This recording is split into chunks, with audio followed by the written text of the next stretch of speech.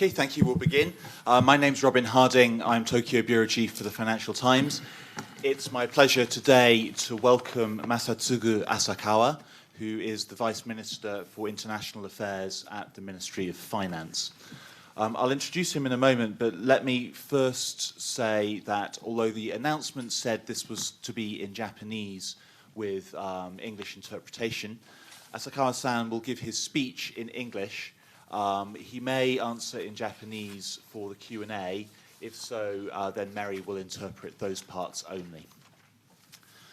So Asakawa-san has a long and distinguished career in international finance, working around the G20 and other international bodies like the IMF and the OECD. Notable highlights are he was executive assistant to Prime Minister Aso at the time of the creation of the G20, so he's seen this process from the very beginning, and also was intimately involved in the BEPS, the base erosion and profit shifting, that's right, isn't it? Yeah, that's right. Process, which is run by the OECD and the G20, and is essentially involved in coordinating global corporate taxation so that companies can't avoid tax by shifting their profits around the world. He was effectively the man running the show at the recent G20 Finance Ministers Summit in Fukuoka, so I hope he can give us an update on that. And he'll be equally running the financial side of the show at the G20 Summit in Osaka next week. So with that, I'll turn it over to Asakawa-san to give us his opening remarks. Thank you. Yeah, thank you, Robin.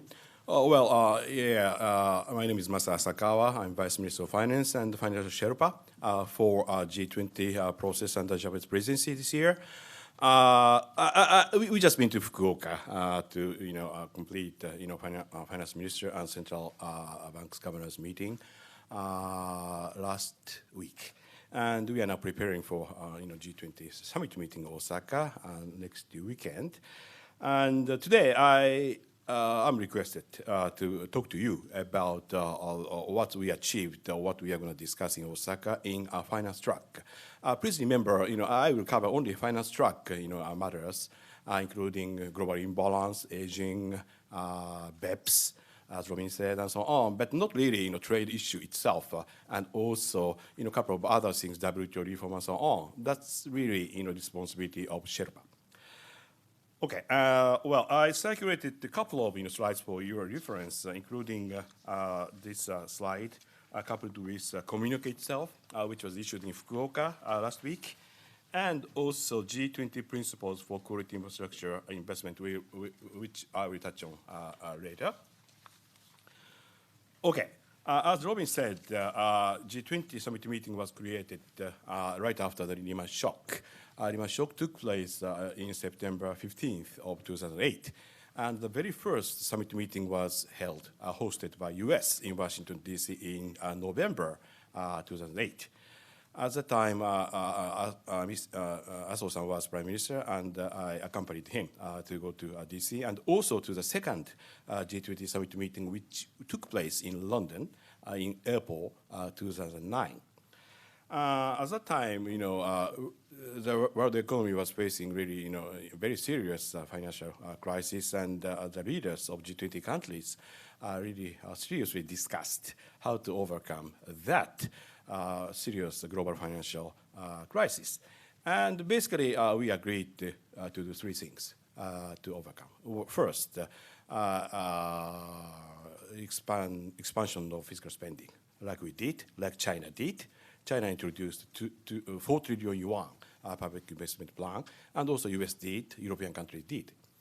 And second, kind of introduction of the feasible, practical, and reliable financial regulation, exemplified by Basel regulations. And finally, we also did agree to expand the capital base of the international financial institutions, notably IMF, World Bank, and ADB, and so on.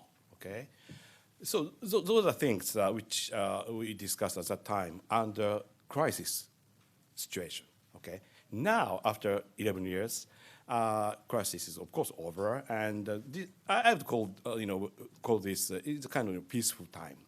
And ironically speaking, under crisis situation, the momentum for policy coordination in the context of G20 is easier than otherwise. Under the peaceful time, it's not really easy to maintain the momentum for policy coordination in various aspects. So this year, under Japanese presidency, we just wondered what kind of agenda we should, set for G20 discussion for 1 year under Japanese presidency. And if you look at page 3 of this slide, these are the things we did agree last year, actually, kind of priorities items under Japanese finance track. So starting with global economy, surveillance, 1A is surveillance, which is usual thing. G20 is a primary fora for monitor and survey the economic situation at that time. So of course we should do it. But quite uniquely, we introduced the global imbalances agenda, 1B, and aging issue, 1C. And the second pillar is called the concrete actions towards robust growth, starting with quality infrastructure investment, for which we could introduce G20 principles to define what quality infrastructure means in Fukuoka.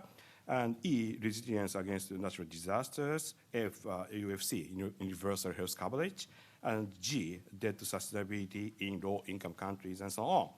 And lastly, pillar 3, talks about responses to structural changes caused by innovation and globalization. And here we talked about BEPS. Okay, so I'd like to briefly touch upon the very important, achievement coming out of the Fukuoka meeting one by one. First, surveillance. If you look at page 4, 1A is surveillance, and actually page 5 is IMF World Economic Outlook as of April this year.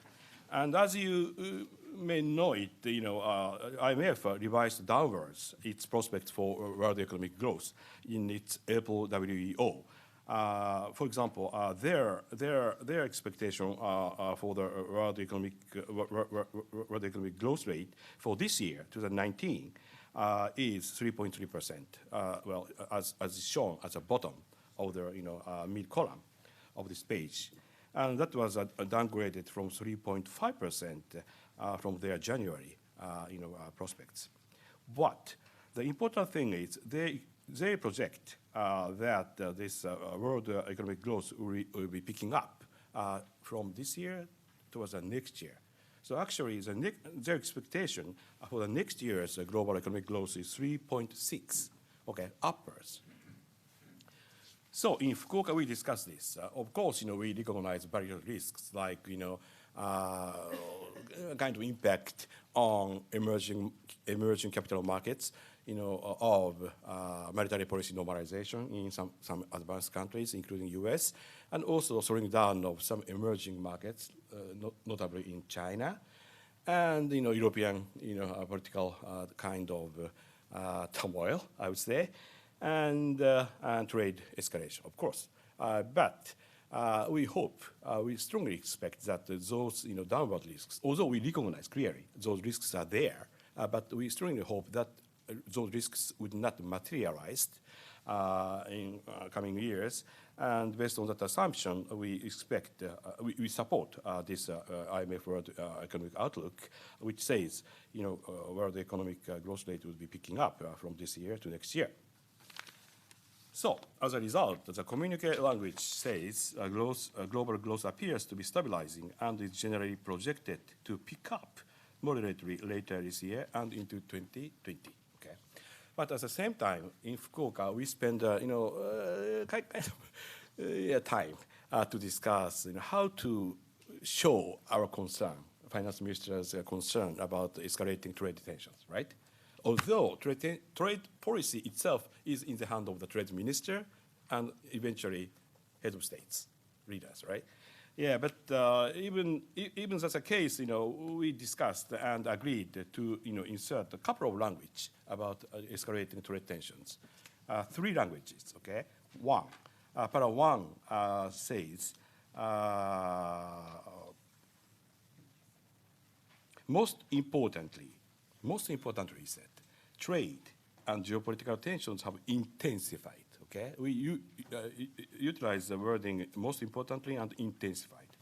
That's first thing. Second thing, second sentence says we will continue to address these risks. These risks obviously include trade tensions and stand ready to take further action.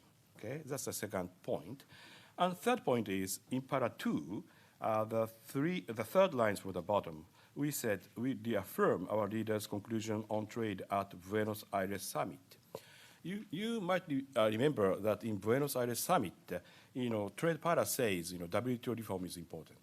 Okay, WTO reform is very important, and also we should recognize Buenos Aires, statement said we should recognize the contribution by of the multilateral trade systems.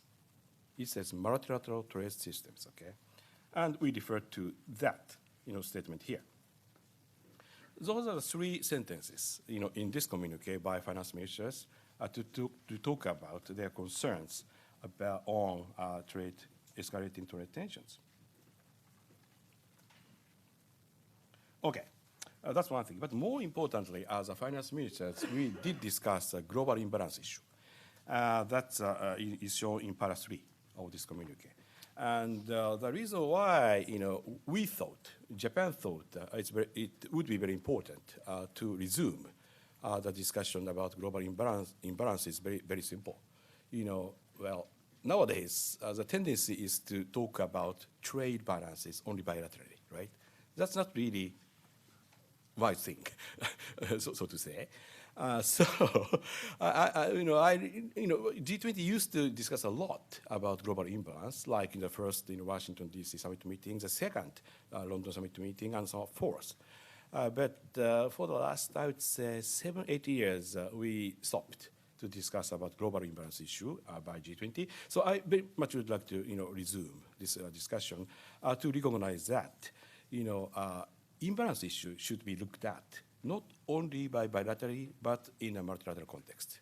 Okay, multilateral context. And second, trade balance is one thing, but there are a couple of other very important, balancing, elements, namely, service trade, servicing trade, trading service. That's very important. And the U.S., UK, those countries have a very strong comparative advantage in servicing trading service. So why not, we just discuss how to, liberalize more and more trading service to, contribute to the improvement of global imbalance situations. That's one thing. The second thing I really wanted to mention, and it is mentioned in this communique, is that how about income account? As you may know it, Japan is quite unique in a sense that our current account surplus is 4% of our GDP, okay, 4%. But no trade surplus. Almost 100% of our current account surplus comes from income account, which means, interest rate receipt, dividend receipt, based on our past investment in US continent, European continent, Asian continent. Okay, so drivers, while deciding, income account is totally different from those, deciding trade balance and trading service, right? So why don't we just expand our discussion to cover those, other issues as well, trading service and income account? That's first thing. And second thing is, of course, talking of global imbalance, we should discuss IS balance, investment savings account. That's Econ 101, right? But at the same time, we should be careful. For example, aging matters a lot. Like in the case of Japan, whenever aging is proceeding in one country, we see, a general tendency that the savings rate of the household is going up to prepare for their, life, right? Longevity. And that has some implication on IS balance, of course. But is that a bad thing? Is that need to be stopped? I don't think so. That's a quite natural tendency, and we should not stop it, actually. We cannot stop it. But at the same time, again, in the case of Japan, corporate sector, not household, but corporate sector, well, by definition, they are supposed to invest, not save. But in Japan, they save more than invest. Okay, so that's not really a good thing. So a couple of years ago, we introduced the corporate governance. We enhanced our corporate governance culture by introducing corporate governance code and also stewardship code to encourage Japanese corporations to invest more, to pay more salaries to their employees, and also to pay more dividends for their shareholders. But also from IS point of view, this is not really a good thing. So excess saving in corporate sector need to be improved, and so on. But all in all, I can go on and on, but let me stop here about these topics. But all in all, the basic message shown in this communique is imbalances should be looked at in the context of multilateral framework, and also not only trade, but we should expand our scope spectrum to cover other elements as well. Okay, that's a global imbalance. And I'm very happy that for the first time in G20 communique, we could say many things about global imbalance in para 3, as you see on this piece of paper. Aging, para 4. This is quite Japanese, and Japan is the most advanced country in terms of aging. So for the first time, it's quite strange that G20 never ever discussed the aging issue in such a comprehensive way. So I very much would like to start discussion about aging among G20 colleagues under our presidency. And but at the same time, we recognize that in terms of stage of aging, well, stage differ from country to country.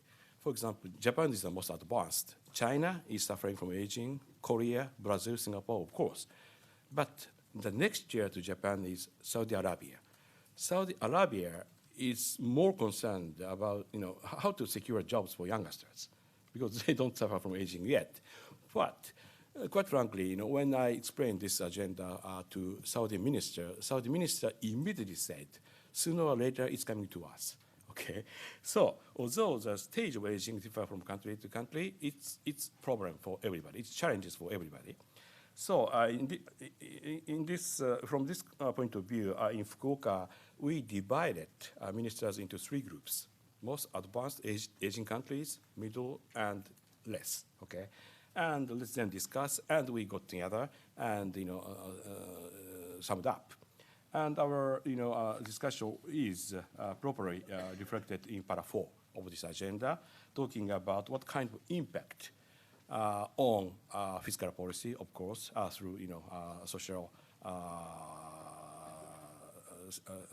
safety network, and also it would have a very significant impact on monetary policy as well, because probably as aging proceeds, the natural interest rate would be lowered.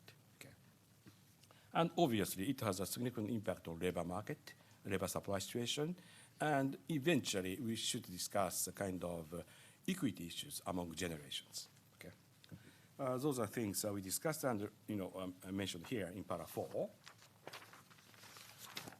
Next thing is high quality infrastructure, which is mentioned in para 7. High quality infrastructure is one of the topest priorities under Japanese presidency. And actually, when we hosted the G7 summit meeting 2 years ago, we already discussed this among G7 countries and introduced the so-called Ise-shima principle.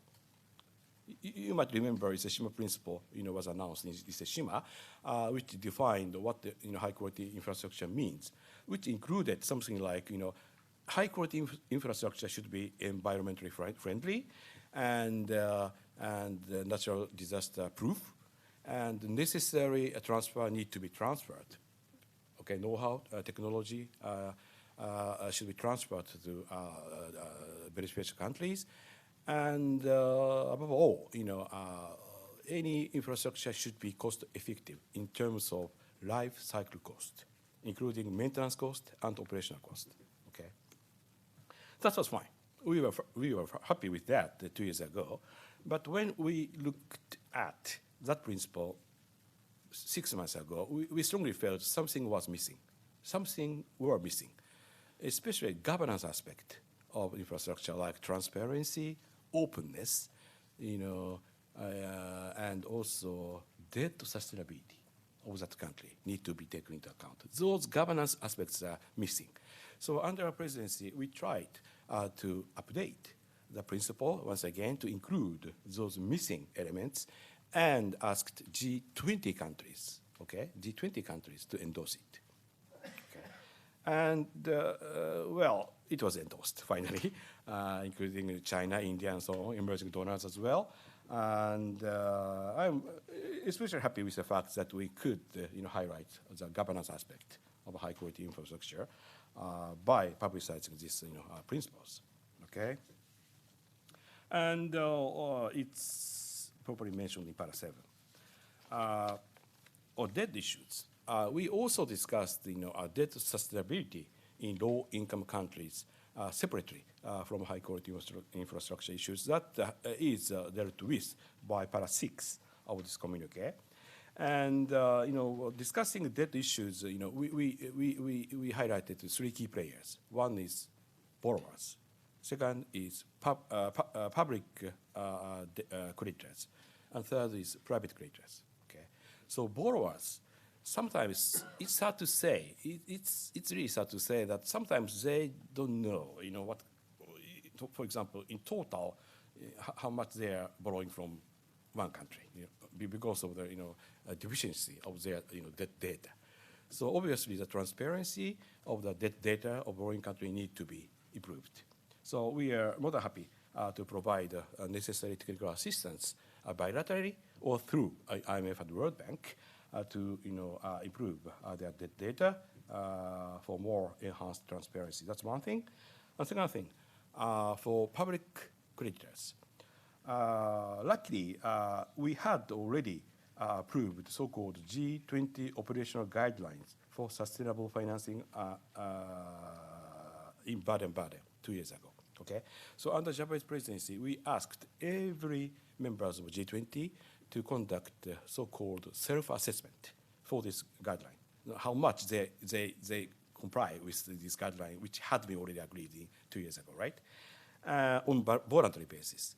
And as a result, 15 countries out of 19 countries submitted this self-assessment voluntarily. Some countries didn't. I'm not supposed to say which country didn't, but you can guess. It's pity that some country didn't do it, but at the same time, I hope this exercise this year would have a function as a kind of pressure on the countries those didn't submit this self-assessment. A third key player is private creditor. And this communique says we support the work of the IIF, Institute of International Finance, on voluntary principles for debt transparency, blah, blah, blah. So they are working on this voluntary principle for debt transparency issue, and they decided to include debt sustainability elements into their principle. So we very much welcome that development by private creditors. Okay, those are the debt issues in Para 6. UHC, just one word. Universal health coverage is also one of our top priority under Japanese presidency, and we have been advocating the idea to promote UHC in developing countries, okay, for years. And for Japan, we introduced UHC, universal health coverage, as early as 1961. 1961. So we are trying to advocate a couple of ideas that for developing countries, it's better to introduce UHC as early as possible in their stage of development. And second, it's not really a good idea to leave everything to health minister, but finance minister should be involved from day one because it costs a lot. And also, it's not really a good idea to rely too much on external financing, OD and so on. They should, mainly rely on their domestic resources, which means, tax revenue or social premium and so on. Okay, those are the discussed and agreed by G20 this year, and the consequence is properly reflected in the so-called G20 shared understanding documents, which has now been publicized to everybody, and that's mentioned in para 9 of this communique. All right, finally, tax.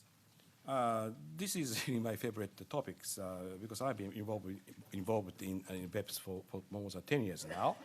BEPS started, in 2012 to tackle with the problem of BEPS, base erosion and profit shifting, and 2016 was it 16? Yeah, 16. When Turkey hosted G20, we publicized, final recommendation about BEPS, 2,000 pages, report, and that almost covered every issues concerning BEPS. But a couple of things remained to be addressed, and one of them is digital taxation, how to properly impose corporate tax on digital e-commerce. Okay, two issues is here. First issue is assuming some e-commerce takes place here in Japan, okay, and they make profit, huge profit, by, let's say, American companies, okay. So American companies makes profits here in Japan. So of course we have a right, Japan has a right to tax on them as a source country, okay. But according to the traditional international taxation rule, we need PE, which stands for permanent establishment, which means some kind of physical presence here, like factory, office, branch, anything. But some physical presence should be here, and some economic activity should take place there, and then we can tax our corporate tax accordingly. We can impose our corporate tax accordingly. But in the case of e-commerce, so many cases there is no PE at all, no economic, no physical presence at all in Japan. So as long as we stick to the conventional wisdom of PE principle, there is no clue for us to impose tax on e-commerce activities here in Japan conducted by foreign companies. Okay, so we need to discuss what should be the alternative. What should create the value added, even without PE? Okay, and that's one thing.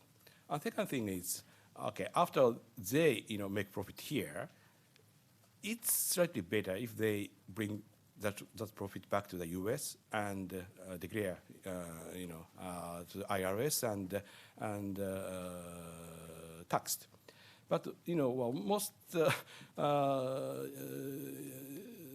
notably, sometimes those companies just shift those profits from Japan to tax havens, okay, where no taxation should be imposed. So as a result, no taxation in Japan, no taxation in U.S. as a resident country, but no taxation in tax havens. So we would call it non-double taxation.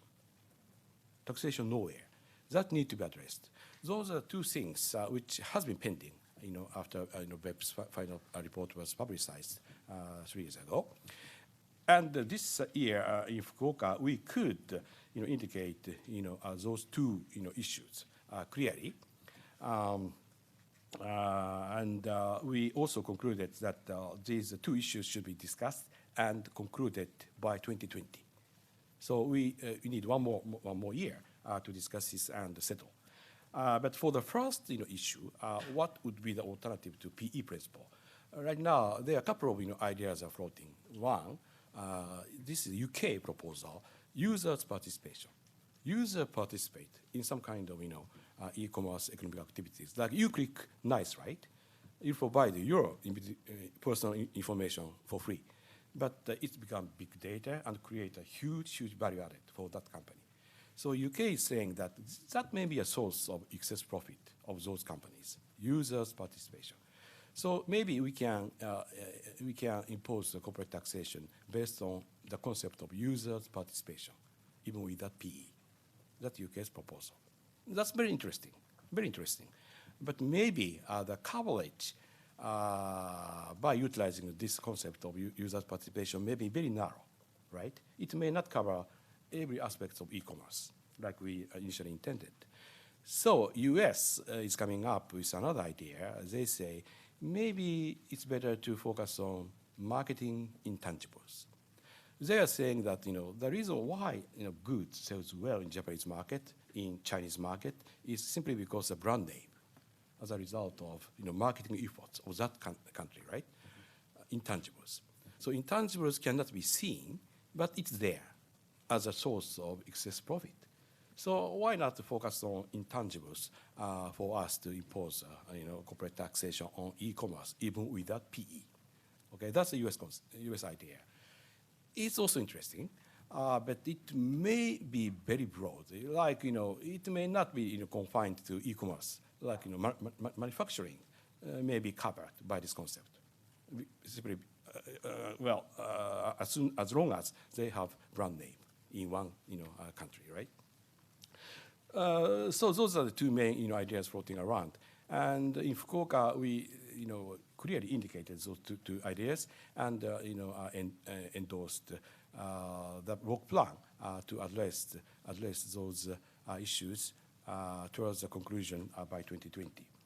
And second issue, how to deal with tax haven, accumulated profit in tax haven, is another interesting issue. And one idea which has come from Germany and France is that every country has CFC registration.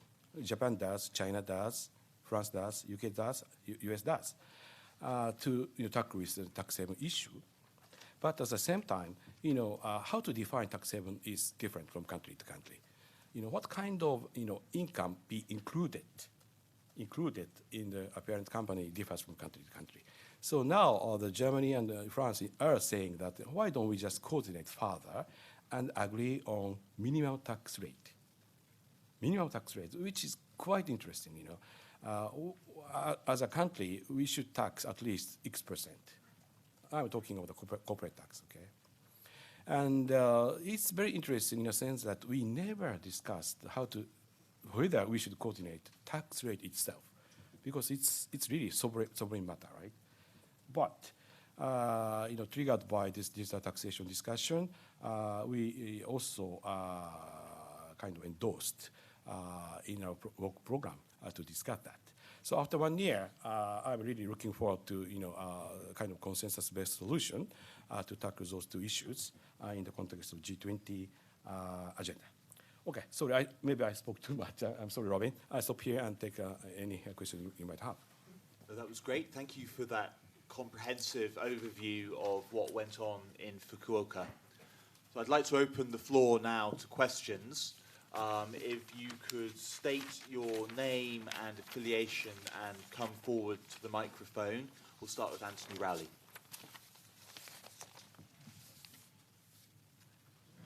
Thank you. Anthony Rowley, South China Morning Post and other publications. Vice Minister, as you said, it's difficult to maintain the momentum of international cooperation in peacetime or when there isn't a crisis, but it seems that we seem to be sleepwalking towards another financial crisis, given the trade wars, the slowing in growth, debt problems, and so on. So realistically, this meeting in Fukuoka, the leaders' meeting, can it do anything to stem this drift towards an economic/financial crisis? If not, at least, is it likely to put in place emergency measures, exchanges of liquidity, and so on to deal with any crisis? And related to that, Donald Trump seems to think now that he has the right to criticize Mario Draghi for daring to suggest further monetary easing. So presumably it's only a matter of time before Mr. Trump criticizes Abenomics, because one element of Abenomics is monetary easing, and that can be said to be having some influence on the yen exchange rate. I'd like your opinion on that, please. Okay, exchange rate. Thank you very much for that. Answering to your last part of your question, English is okay, or Whichever you prefer. okay, maybe okay. I'll give you my answer in English first. Exchange rate. They prefer Japanese. OK。じゃあ日本語の方がいいそうなんで日本語でお答えしますが、まず最初におっしゃった平時であるからこそ非常に政策協調のモメンタムが維持されるのが難しいというのはまさにその通りだと思いますね。ただそれだからこそですね、その G20 の究極的な目的である包摂的でバランスの取れた、サステナブルなですね成長をどうやって維持していくかということに、最も本質的な議論を今こそすべきだというふうに我々は思ったんですね。だからあまり今おっしゃったような もちろんトレードテンションの心配もありますし、金融政策をめぐるいろんな発言もありますけれども、そうではなくてもう少し中長期的にですね我々の目標を達成するために落ち着いた議論をしたいということで、何がですねその中長期的な成長を妨げるかということを考えて、やっぱり一つはこのグローバルインバランスの問題だろうというふうに思ったんですね。もう一つは高齢化の問題だろうと。でこの2つの問題にですね我々は G20 としてきちんとアドレスしていかなければですね、やっぱり中長期的な成長を望めないと、そういう落ち着いた議論を今こそすべきだということで、我々としてはこの2つのアジェンダをトッププライオリティに加えたということであります。したがってそこまでとりあえず英語に。So from here, the Q&A will be conducted in Japanese and English. First of all, in regards to the first question, it is indeed very much as you say, in order to ensure that we can keep this momentum during peace times, that is why it is especially important to focus on what are the ultimate goals of the G20, that is the balanced and sustainable growth and how to maintain this. So returning to these very fundamental questions is, as you say, very key at this time as well, particularly as we are experiencing these various trade tensions and so on. Therefore, it is very important for the G20 to be a place where calm discussion and debate can be conducted in regards to these mid to long-term goals. This is the very reason why we, as the chairs for this year, decided to have the two key issues on the agenda. First, of global imbalance, and second, of the aging issue, as these are two issues which the G20 must address in order to achieve the mid to long-term growth. それで今おっしゃったですね貿易摩擦に関しては、これは正直申し上げて財務大臣の必ずしも所掌範囲じゃないんですけれども、財務大臣として世界経済に与えるマクロ的なインパクトですね、それに関しては時間がかかりましたけれども、先ほど申し上げた3つのですね文章で懸念を表明できたと思っています。でそれ以上細かな例えば WTO 改革を具体的にどう進めるかとか、あるいは保護主義をどう取り扱うとか、それはおそらく大阪で議論になるものだと思っております。And in regards to the issue of trade tensions, which was referred to, this is not strictly within the domain of the agenda to be responsible by the Minister of Finance.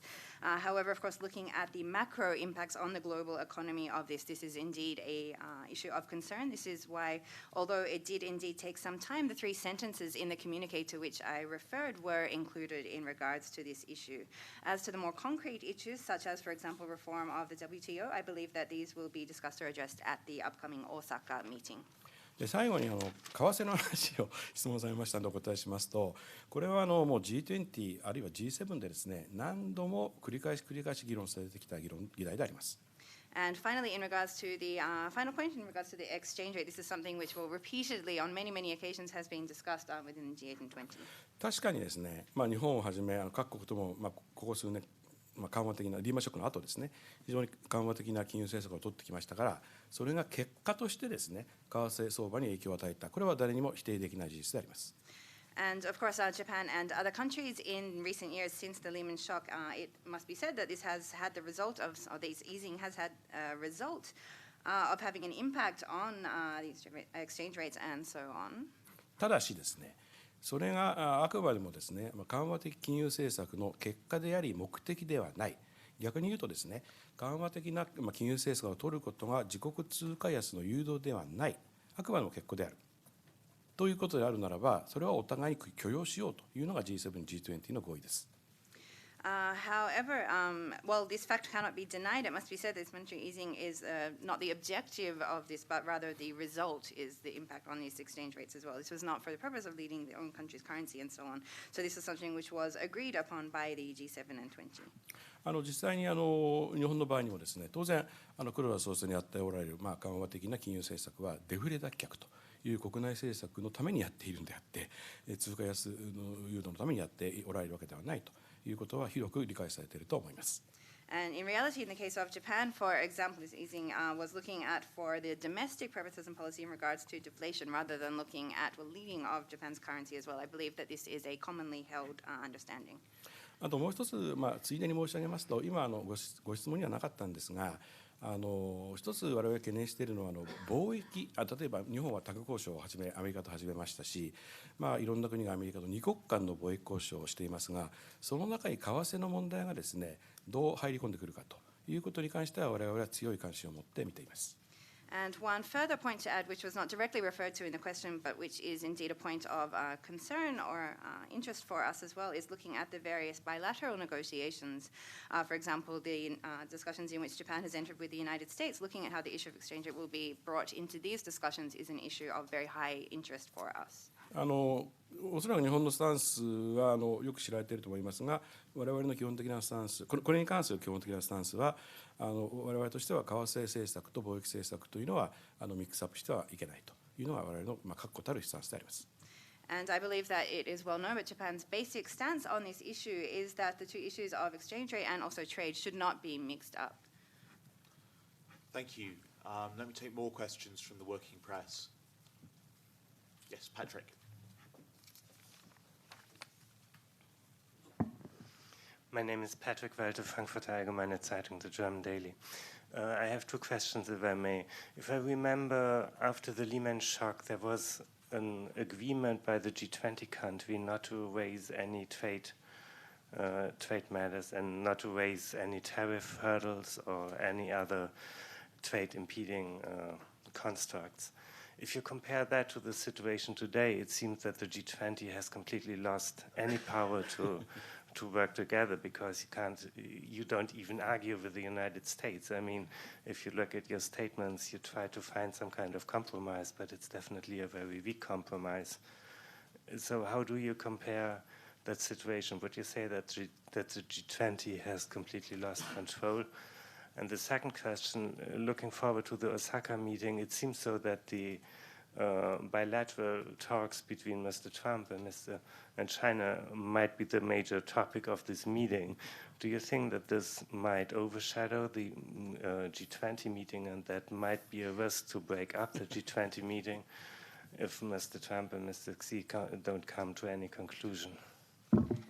ドイツの記者です。2つほど質問がありますが、まず1つ目がそのリーマンショックの直後にはですね、その G20 の方で貿易の障壁などについてそういった問題をしないというようなことが以前あったんですけれども、今の現状に比べると非常にその違いがあるというふうに思います。例えば今アメリカと妥協するためにアメリカと議論しない、喧嘩をしないというようなスタンスが今の G20 の印象としてはあるんですけれども、そういった意味で G20 というのはそういった貿易のテーマに関してもそのコントロールというものを失ったというふうに思われますでしょうか。そして2つ目の質問の方が大阪の会合に向けてなんですけれども、今非常に注目されているのは G20 の会合そのものというよりも米中の交渉、米中の会議というふうに思います。その中で、G20 の会議そのものよりも米中の交渉の方が大きなテーマになり、そういったようなリスクがあるというふうに思われますでしょうか。でもし米中の方で何か決着ですとか解決というものがもし見つからなかった場合には G20 にはどういう影響があるのかということについてお願いします。はい。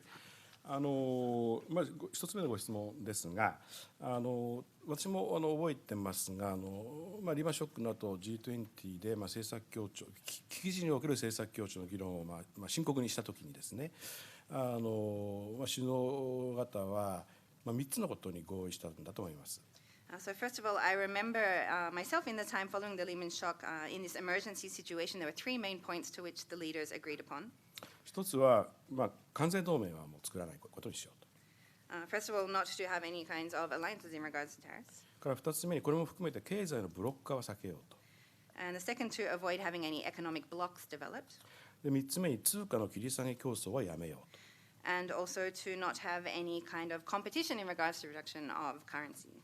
でそういう3つの合意を前提にですね、最初私が申し上げた財政の拡大とか、あるいは金融規制の導入、等によって我々は世界金融危機を乗り切ったわけです。And using as a precondition these three agreements which were reached at that time, this was when the various monetary and fiscal regulations also were put in place to avoid or to try and stem off the crisis at the time. で11年経ってですね、今おっしゃったように、確かに貿易交渉はバイの交渉が日本も始めました、EU もこれから始めるでしょう。でメキシコ、カナダとアメリカとの間で今決着しました。そうしたことでどちらかというと多国間というよりはそのバイあるいはリージョナルなですね貿易交渉が勃興してきたというのは事実であります。And so looking back, well, now 11 years later from this situation, as was mentioned as well in regards to trade negotiations now, rather than these multilateral aspects, there are these bilateral aspects looking at Japan or the EU, or for example, also Mexico and the United States now as well. It must be acknowledged that there is this shift from multilateral to more bilateral or regional aspects. ただ我々はですね、バイラテラルな貿易のトークがですね、決して意味がないというふうには思わないんですね。それはそれでですね、自由貿易を維持するために必要なことを議論するのであれば、それは一つのですね政策ツールだと思っているんです。However, by no means do we believe that such bilateral trade talks lack any kind of significance or meaning. For example, if they are for the purpose to maintain free trade agreements and so on, there is a role for them. ただ同時にですね、マルチの枠組みをですね維持することによってこの自由貿易を守っていくという立場は非常に大事なことだと思っています。However, at the same time, we believe it is very important to have this multilateral framework in order to maintain free trade agreements at the same time. This is very important. 一つにはですね、これは財務大臣の管轄ではありませんが、WTO リフォーム、これは非常に大事なアジェンダですね。First, while it is not an agenda which falls under the scope of the Minister of Finance, however, the reform of the WTO is a very important point. これは大阪でも議論になると思います。I believe that this will be discussed in Osaka. これもう一つはさっき私申し上げたように財務大臣の所掌の範囲内で言えばやっぱりグローバルインバランスの議論をもう一度ですね思い起こすということだと思います。And a further point which I referred to in my presentation and which does fall under the scope of the finance ministers is the very important issue of global imbalances which should be come back, to which it should be come back. 2つ目のご質問はですね、大阪でもし習近平主席とトランプ大統領がお会いになったらそれで終わっちゃうんじゃないかっていう話ですけど、それは皆さんの報道ぶりによるんだと思いますね。And in regards to your second question about Osaka, whether Mr. Trump and Mr. Xi's meetings would overshadow or that would be the end all of the G20, I believe that this falls to or this comes down to how the media is reporting this.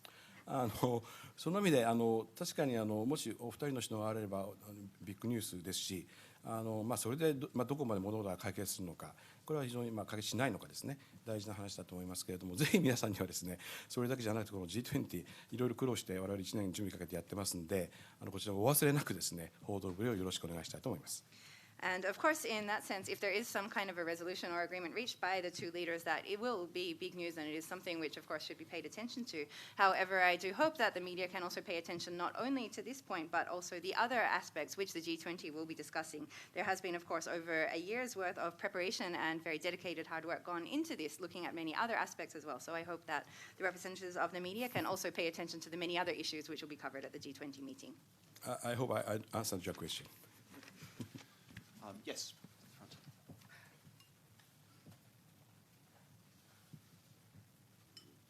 And thank you. My name is Agustín de Gracia from Spanish news agency EFE.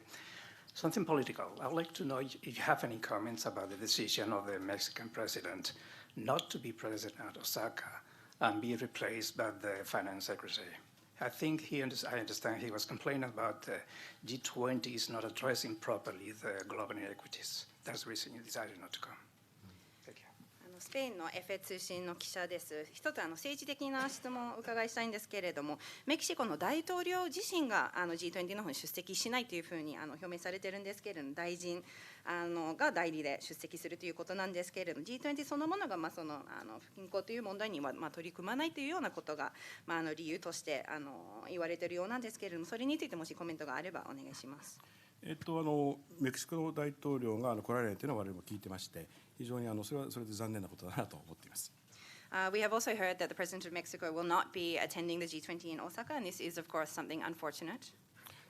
その理由がですね、おっしゃったことが本当に理由なのかどうかっていうのは我々も必ずしもそうは思っておりませんで、それはいろんなご都合があってですね、財務大臣が来られるわけですから、しっかり財務大臣と必要な議論をしていきたいなと思っています。However, in regards to the reasons for his not attending this, we are not necessarily sure whether it is the same reason that you have just mentioned. We have heard it's also due to other circumstances and scheduling and so on as well.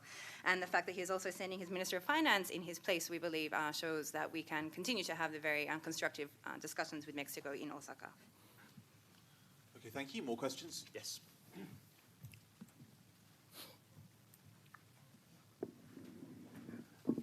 Süddeutsche Zeitung Neidhall.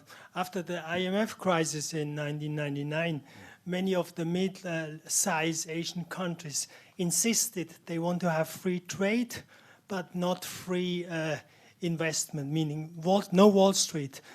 Now you make this interesting distinction between trade imbalance and account imbalance. Are you going? I mean, the TPP didn't want to have any of that distinction. Are you going to refer back to that thinking of the mid-level Asian countries at the IMF crisis time? And if I may add, in Japan, high-quality infrastructure investment often has been a synonym of Japanese, not Chinese. The Indonesian Shinkansen, for example. Now that was easy as long as it was the G7. Do the Chinese accept this kind of thinking at the G20? はい、ドイツの記者です。2つほど質問があります。1つ目は IMF の99年の危機の後にですね、アジアの国の方がですね、その自由貿易は歓迎する。ただそのウォールストリートのような自由な投資というものは歓迎しないというようなことが当時の政策としてあったんですけれども、今回のその貿易そしてアカウントの違い、それで区別を作っているようなことが先ほどの発言の中にはあったんですけど、それは一つ新しいことだと思います。その中で例えば TPP の中ではそういったような区別はなかったというふうに印象を受けていますが、それについてのコメントをぜひお願いいたします。そして2つ目の方がこちらの質の高いインフラ投資ということなんですけれども、以前日本の文脈の中で、そういったことは中国の投資ではなくて、中国のインフラではなくて日本のインフラ投資であるというようなことで、そういった文脈で使われることが多かったと思うんですけれども、 G7 の中ではそれが受け入れられていたと思いますが、 G20 の場合、中国もそういったことについてはどういったポジション、どういった立場だったのかについてぜひコメントをお願いいたします。はい、1点目のご質問ですが、この資本自由化のですね、必要性、あるいはそのタイミング、あるいはそのシークエンスですね、については我々はアジア通貨危機から多くのことを学びました。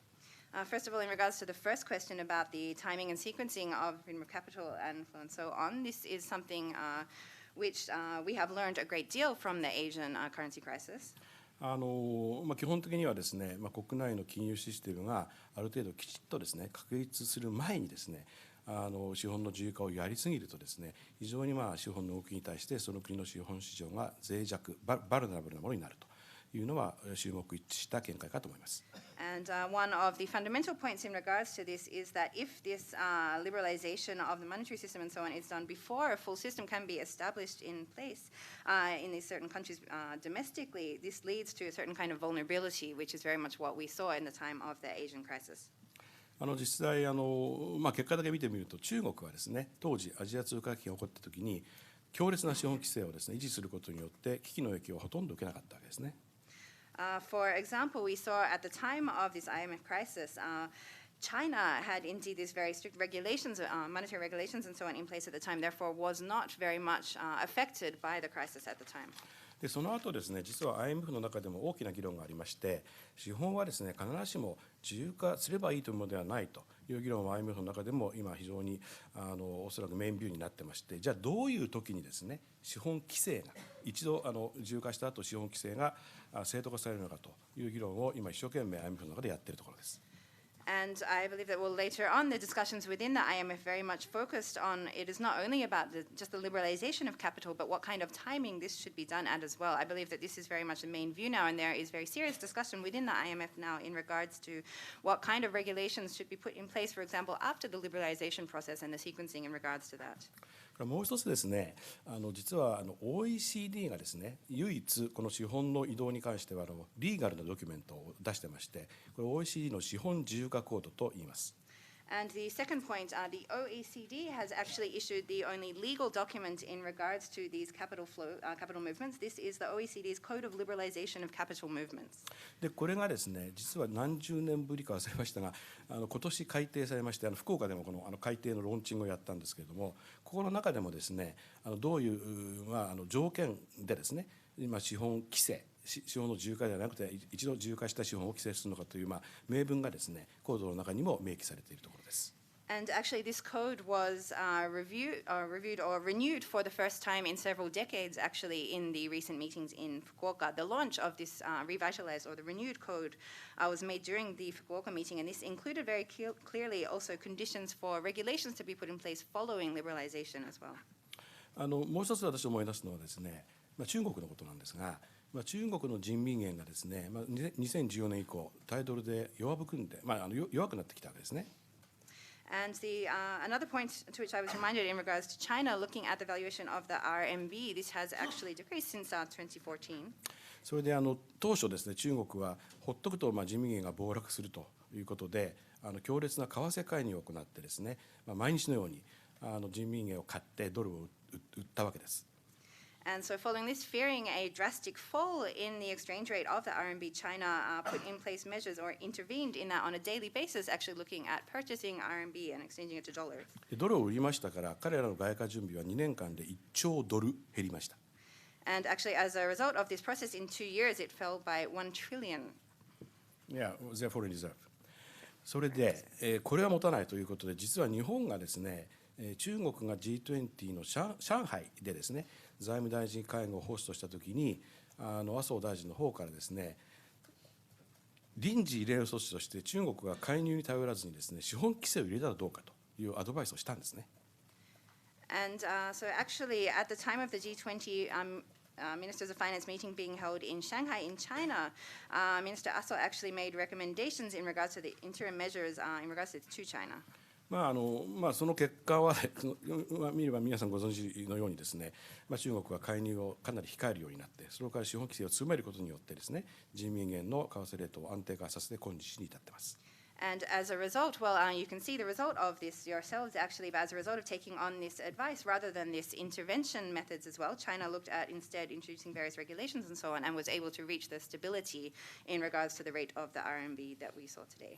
したがってご質問に戻りますと、資本自由化一辺倒が必ずしもいいことではないという議論は IMF でも行われていますし、OECD でも行われていますし、G20 でも行われているというふうに理解していただければと思います。Therefore, to return once again to the question, the discussion that it is just, well, it's not necessarily just the liberalization of capital, which is the point, but looking at the various factors in regards to this, this is a discussion which is happening within the IMF itself, the OECD, and also the G20. 2つ目のご質問。これでフィニッシュですよ。2つ目のご質問ですが、質高インフラ、これ確か中国とはですね、かなり時間をかけた長い議論になりました。And in regards to the second question about high quality infrastructure investment, this was, of course, something which we did have very lengthy discussions with China about. 特にデッドサステナビリティ、そのマクロレベル、その国全体のデッドサステナビリティを考慮に入れなくてはいけないということに関しては、中国もいろいろご意見があったようです。Particularly on the issue of debt sustainability on the macro level for the entire country, this was something in regards to which China had many opinions or positions about. ただですね、これも皆さんご案内のように G20 の今回の会合の前に一帯一路フォーラムというのを中国が開催されました。However, as you're of course aware, prior to the recent G20 meeting, China actually held the One Belt, One Road Forum in China. でその中でですね、中国が独自にですね、考え出した債務持続性分析というものを発表しています。And actually, at that time, China itself also announced its own thoughts in regards to debt sustainability during that meeting as well. これはですね、私の一人よがりかもしれませんけれども、G20 というこの機会を使って、中国に対してですね、デッドサステナビリティを含んだこの質の高いインフラということを言い続けてきてですね、中国もだんだん理解を示してきて、日本の言うことに耳を傾けですね、最終的にはそういう議論に乗ってくれたのかなというふうに思っています。And therefore, I believe that utilizing this opportunity of the G20 as an approach, a way to discuss this issue with China to bring up how to look at including debt sustainability within this discussion, it is something which through these continued discussions and so on, China has gradually started to understand and acknowledge this, to listen to the position and the thoughts which Japan has been proposing, and therefore we were able to reach the agreement to which we have come. したがって中国を含んだ G20 でオフィシャリーにですね、正式にこの質の高いインフラの原則が今回承認されたということは大変大きな成果だと思っています。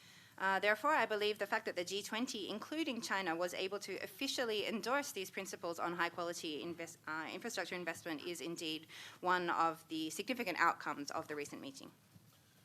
Okay, we're basically out of time. Can we go on for 5 more minutes, Asakawa-san? Right. 5 more minutes? No problem. Okay, yes, please. But also, are there any other questions in the room? Okay, so we'll take 3 questions, and that'll be it. ウォール・ストリート・ジャーナルの藤川と申します。消費増税に関してですけれども、福岡の G20 でも麻生大臣が、予定通り引き上げるということで表明をされているかと思うんですけれども、改めましてこうやってリスクが高まっている中で、増税するということの日本経済や、または世界経済の影響など、またそこまでリスクが高まっている中でもその増税しなければいけないというところの、考え方改めて教えていただけますでしょうか。I am from the Wall Street Journal. I would like to ask a question in regards to consumption tax. Mr. Aso mentioned in Fukuoka that the government of Japan will continue its plan to increase this, but given as we have recognized these increased risks, intensified risks which are existing now and the potential impact on the Japanese and global economy, I would like to once again ask the position in regards to this increase and also if it is indeed necessary amongst this environment of higher risks. Let's just take all the questions first. 質問をまとめてお伺いします。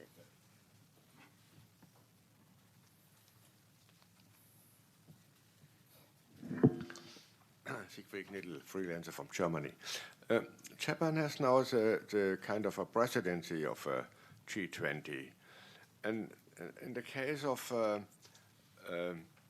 free trade, I think Japan is very more close to China, but the US is its ally.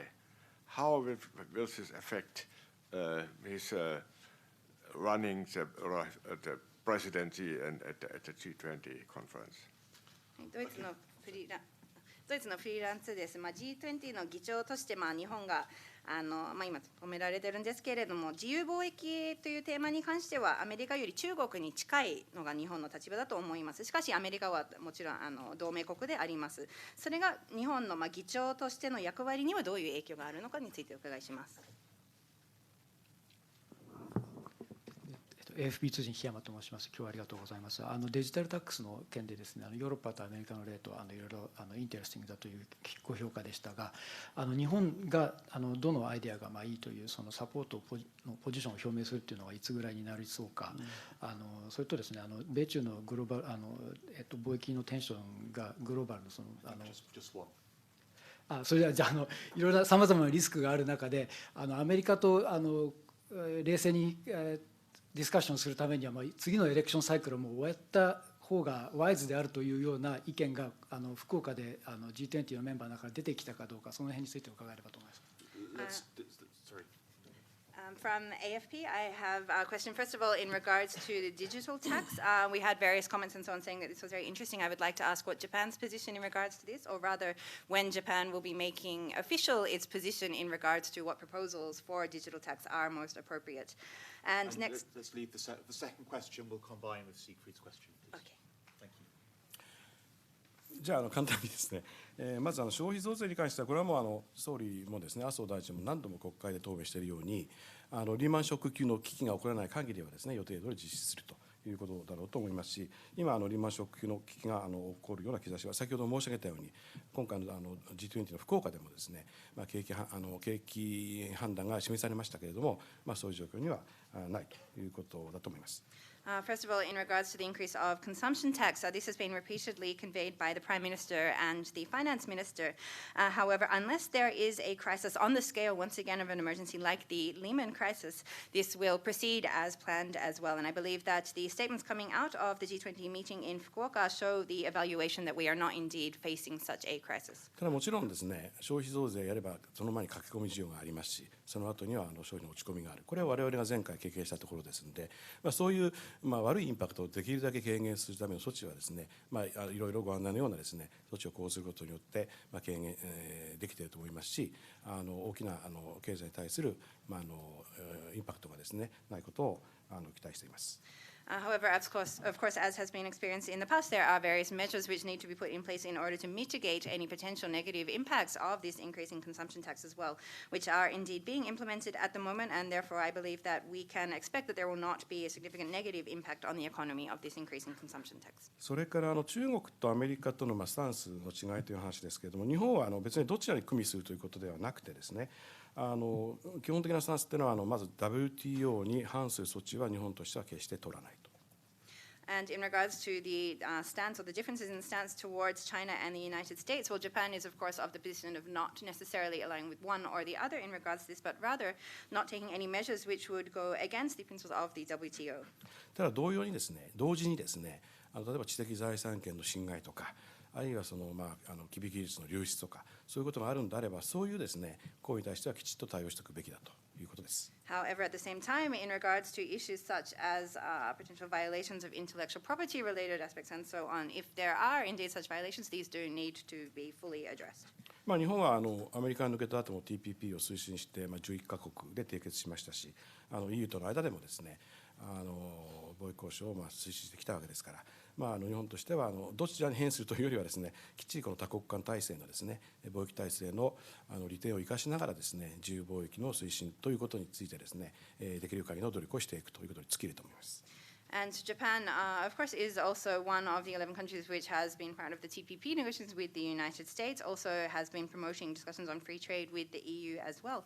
Therefore, rather than being associated or allied with one particular country in regards to these discussions, Japan continues to take this multilateral stance promoting free trade within this broad aspect. それから日米の話をするのに選挙まで待った方がいいんじゃないかというような議論が福岡であったかというご質問は、そういう議論は特にございませんでした。And in regards to whether there was any discussion that the issue of the trade negotiations and so on should wait until after the election cycle in regards to US and China, there were no such discussions in Fukuoka to that end. 最後にデジタルタックスに関してどのアイデアを日本がいつ表明するのかということですが、これはですね、どのアイデアがいいということではなくて、日本としてはさっき申し上げた第一の柱、これそれぞれイギリス案、アメリカ案、それぞれ正しいことがあってですね、で共通項があるんですね。で共通項というのは、今まで PE がなかったために一切課税ができなかった市場国にどうですね課税権を配分するのかというところは共通しているんです。そこは日本としてはサポートしていきたい。And in regards to the issue of digital tax, when Japan will make its position clear about which of the ideas to support and so on, rather looking at this first pillar of the suggestions, proposals being made by the UK and the United States, both of these have the common point of looking at what to do in regards to market countries where there is no PE in place as well, how to deal with digital tax in these situations. This is the common challenge, and so Japan will continue to be looking at this issue and what kind of measures to take in regards to that. ではその目的のためにですね、どれを選ぶかではなくて、多分今出ているいくつかのアイデアをむしろ統合していくと、そういうような議論になるのかなと思っています。And therefore, I believe that in order to achieve that goal, looking at rather than which of these different options to choose, looking at how to fuse these together into a combined way to deal with this issue will be the way forward. Okay, thank you. We've gone slightly over time. My apologies for that. Thank you to Asakawa-san for taking our questions. Many of us will be in Osaka. I hope you will also take our questions there. And as is our custom, we would like to say thank you with a year's honorary membership of the FCCJ. So thank you very much. We're adjourned.